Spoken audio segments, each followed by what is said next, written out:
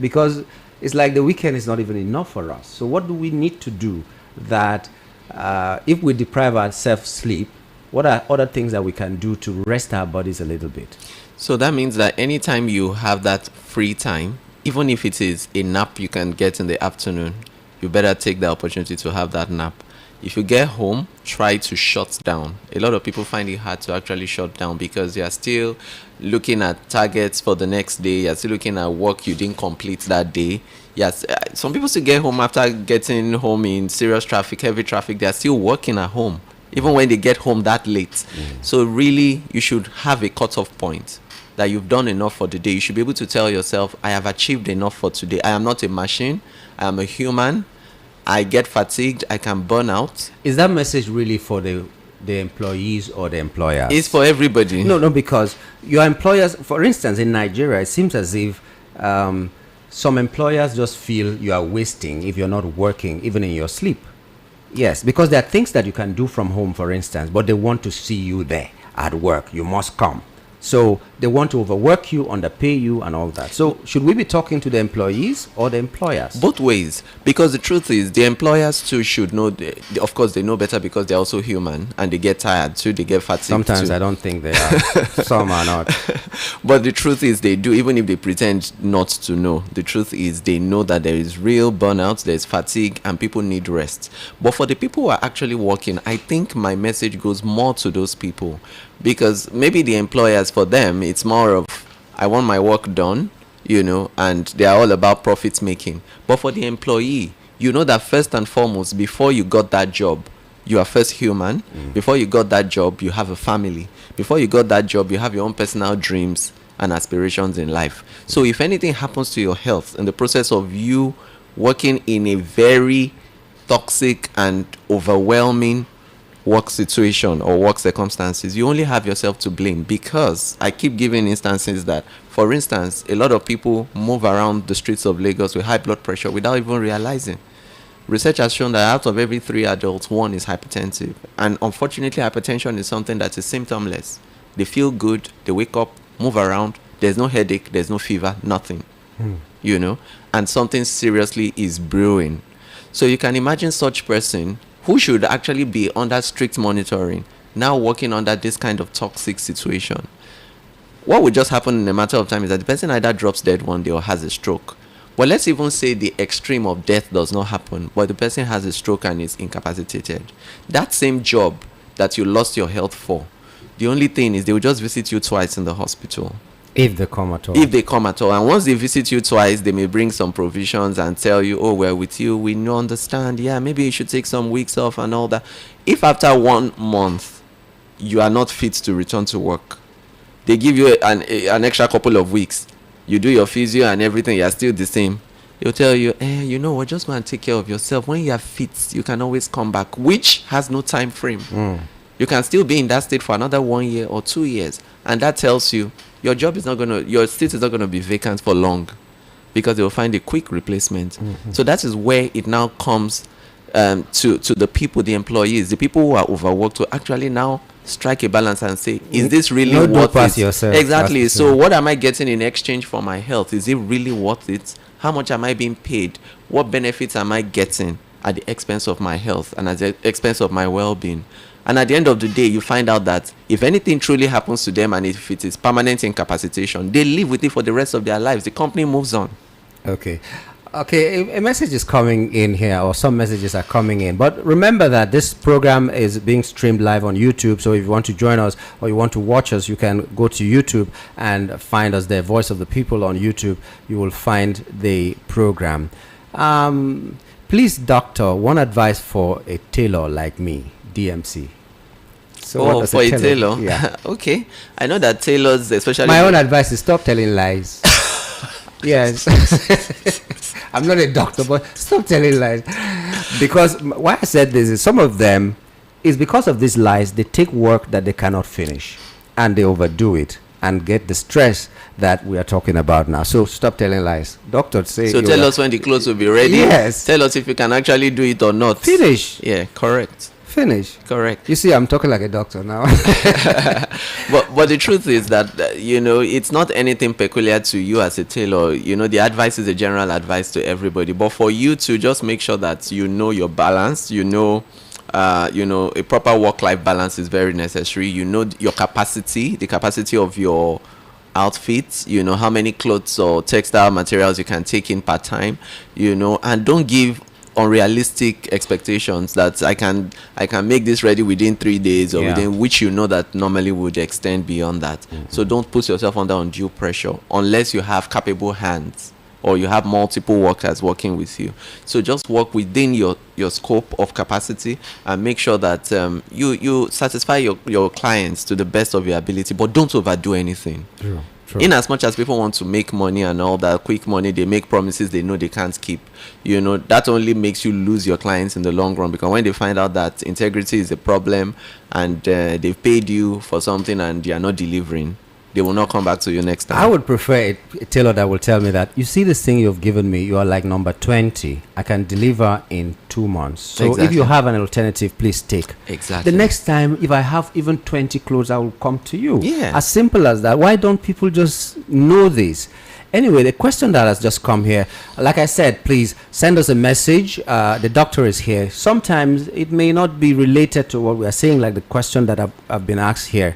But send us a message. If we cannot answer it today, we'll do research, come back and answer you as it is. So somebody here, okay, let me repeat the number on WhatsApp so that you can send that message to us. Not a call now. 081-7175-6338. 081-7175-6338. Good morning, doctor. Please, sorry, I know this might not be related to what you are teaching, but please, I'm just very young and confused. Sir, I have been having prolonged bleeding and I'm just 19. I didn't do abortion, but I did infection tests and I have traces of Staph aureus and Candida albicans. Please, can this be the reason why I'm bleeding?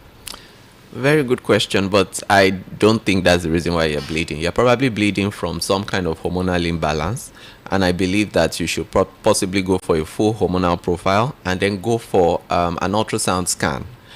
Based on the scan, we're going to find out if you have uterine fibroids, because that's the largest cause of heavy bleeding or heavy menstrual period amongst black people. So you have to do a scan, you have to go for your hormone profile, and you need to see a gynecologist, because if you have some hormonal imbalances, you may need to be placed on certain medications to help regulate your period, so it's not going to be so heavy. Because if you keep bleeding heavily, you start feeling lightheaded, fainting spells, and all that can start happening to you. So before that gets complex, you need to go and do the scan and the hormone profile and see a good gynecologist. You don't need to worry too much, but you need to take action. Okay. Then talking about worry, that's part of stress, So, yeah, of course. Sleepless nights. Yeah. So when you want to find out how close you are to, let me not say death. Okay. When you want to find out your level of stress, what do you need to do? Well, for stress, the first thing that you can know is you can assess yourself physically, you can assess yourself even emotionally. Physically, you would know fatigue. You're just tired for no just reason. Yeah, you can't really pinpoint why you're tired. Even if you wake up, you wake up tired. Even apparently waking up from sleep, you're not refreshed. And then sometimes you just have these headaches, nagging headaches, aches and pains, muscular aches and pains you can't explain. And then you can't really concentrate. Your level of focus and concentration are affected. Sometimes even your memory is not as sharp as it used to be. And then you find out that even when you are resting, you're just tossing around. This is not deep sleep. This is not proper rest. Or you find out that your heart is always racing, palpitations. That's a sign of anxiety. You find out that somebody will just tell you, I don't know, I'm not running, but my heart always seems to race very quickly. I don't know what's happening. If you actually do a deep scrutiny of that person, the person is probably anxious. There's a deadline, there's something coming, there's an exam, there's preparation for something, and the person just can't wrap his or her head around how he's going to go about it. Or maybe there are some bills piling up. All these things trigger anxiety in people. Are there some feeding habits that contribute to this as well? I'm asking because there are people who like taking For instance, stimulants like cola nut and all that, does it add to the stress level or it has its own problems? Well, the stimulants like the cola nuts and the caffeinated beverages and some of the sodas and all that can actually, and energy drinks too, because some of them contain caffeine, they can actually potentiate the sympathetic system in the body, and you find out that your heart is racing faster, you're having tremors, and it can actually worsen an existing situation. So what you need actually, you need relaxants, you need sometimes tranquilizers, but this is not for you to prescribe on your own. We need to emphasize this. So it is when you go to see a medical professional, he now puts up prescriptions that are suitable to your case, because he would know your history, he would have examined you, and based on your age and other factors that he considers, he would know what the best decision would be in your case. And no particular case is this, no two particular cases are the same. So it's very essential that once you notice that you are feeling a bit stressed just by all the things I've mentioned, or you also notice that you are a bit irritable, you may not know, but people around you that know you well know that you are not that way normally. You are cranky, you are irritable, you shout easily, you are not a patient person anymore. All this may be signs that something is happening within you that you're not paying attention to, and that's your own way of letting it out and expressing it. Maybe you've just not been paid salary. Yeah, it could be, and that's enough. That's also enough, because considering the economy, everywhere you turn, prices are like multiples of what they used to be. And now in the festive period, you know that it will just be astronomical. So for a lot of people, they are under a lot of pressure. The new year is coming, how to spend for the festivities, school fees are approaching again, rents are approaching again. So for a lot of people, a lot of anxiety is there, but you should strike a healthy balance, knowing that, for me, I normally advise that there are two parts to it, especially tackling anxiety. The feeling is valid because you have an expectation or you have some targets to meet, but draw a line, a very, very good line, a boundary between things you can control and things you cannot. So the ones that you can control, please give it your all. If you have to work hard, you work hard. If you need to make some connections, you make the connections. Do everything within your own capacity to do. But the ones that are under your control, please simply press delete and don't bother about it, because if you're bothering on things that you don't have control over or you don't have a say about, you will just be depriving yourself of sleep, of peace. There's no calmness. So just know the difference between what you can do something about and what you can't control. A wise man once asked the question, whatever you're worrying about, can you solve the problem? If yes, so why are you worried? Just solve it. Just solve if it. No, so why are you worried? You can't solve it. So either ways, so don't bother. Don't bother about it. Okay, good morning, doctor. I'm having same bleeding. I did hormonal profile and they said I have high prolactin, and I was given Primolud N. After taking it, I didn't see any menses for 3 months, and it started again. So I'm using Levofem every day to reduce the bleeding, but I didn't egg donation. Okay, I think I did egg donation 2 years ago. Since then, my period has changed. Okay, but I don't think you mentioned anything about the high prolactin, because all these other treatment that you're mentioning may help with your period and all that. But for high prolactin levels, there are some specific drugs you need to take to correct that high prolactin. Because if you have high prolactin levels, you may have nipple discharge, milky discharge without lactating. And ultimately, it may cause some disturbances in your period. And ultimately, if you want to even have a child, it could be a hindrance, because your body would send signal like you're nursing a child and you can't take in now, because breastfeeding is like a form of natural contraception, so you are likely not going to take in with a high prolactin level. So you should still see a gynecologist to tackle the high prolactin level. And the fact that it was high at a point doesn't just mean it's always high. You need to do a serial monitoring so that you can monitor the trend, how things are improving or deteriorating, so that you can know what the current status is and handle it appropriately. Breastfeeding, like a contraceptive, I see people that sometimes it seems as if every 6 months they have a child. So how does that happen? Yeah, but there are some exceptions to that. But most times it's usually regarded that while you're lactating, you're likely not going to get pregnant. Okay. Yeah. This one is saying, please help me advise my pastor friend who doesn't rest. How can I rest from people who always tell me, I believe you can do it?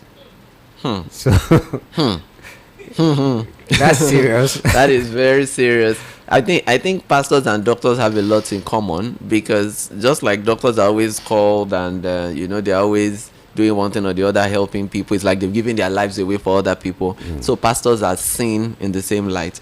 But when people now look at you like you're not human again, I don't think that's healthy, because they're beginning to now make you something that is not human.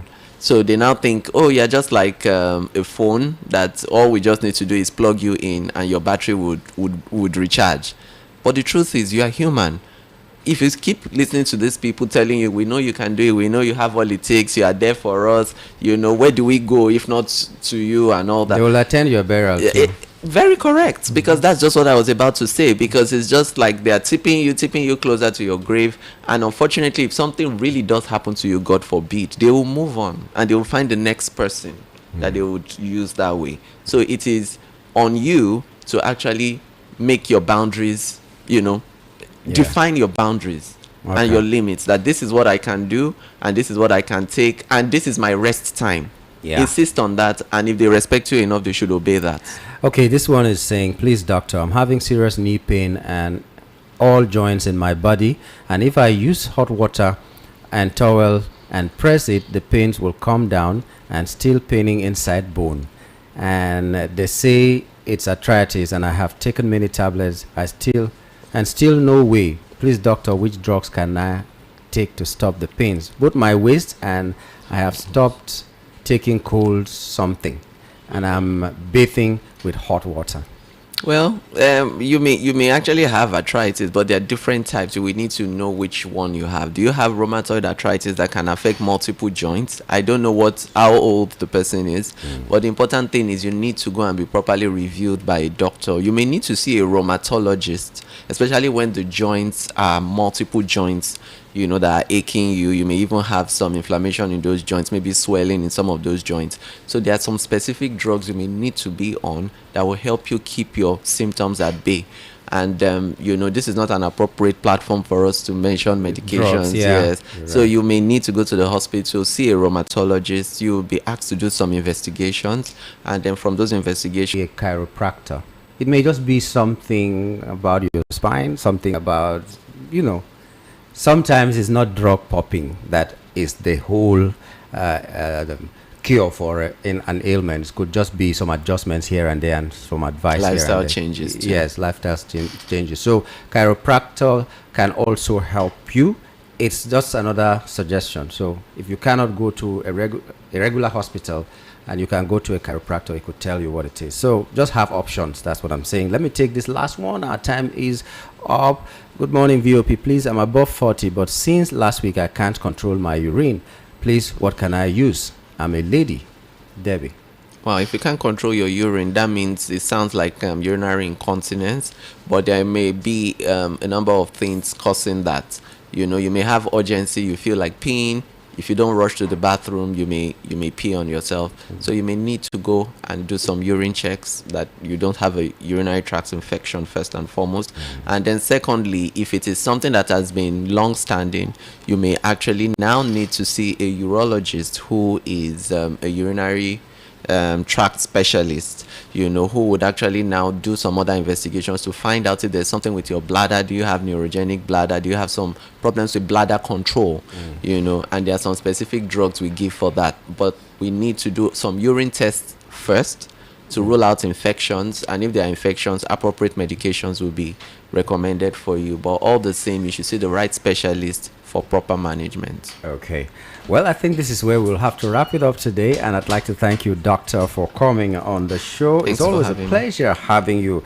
Don't stress yourself. This is Christmas. That means we are celebrating the birth of Jesus, not your birthday. Don't kill yourself if you cannot if you cannot have all the things that are expected of you. Next year will still come, and God doesn't work on our timeline. So the year is ending now. It's not for God. Okay? Just know that and have a stress-less life. Thank you, Dr. Thanks for having me. for coming on the show. Yeah, We're listening to Dr. Charles Adeogun. talking on stress management and insomnia. And we hope to have him again same time next week to talk to us on the different topic. And I'd like to say thank you to you for being there, and also to Chidera, who has been here in the house with me. Thank you very much. Thank you. Okay, my name is Nyamgul Agajir. Remember, this program is always streamed live on YouTube. You can always check us out. And if you missed it, you can still go to YouTube and find out what we said and all that. You can follow me on social media platforms, Nyamgul, at Nyamgul. That's my name. So everywhere you go is the same name I bear. Thank you for your time, and see you again tomorrow. Bye for now.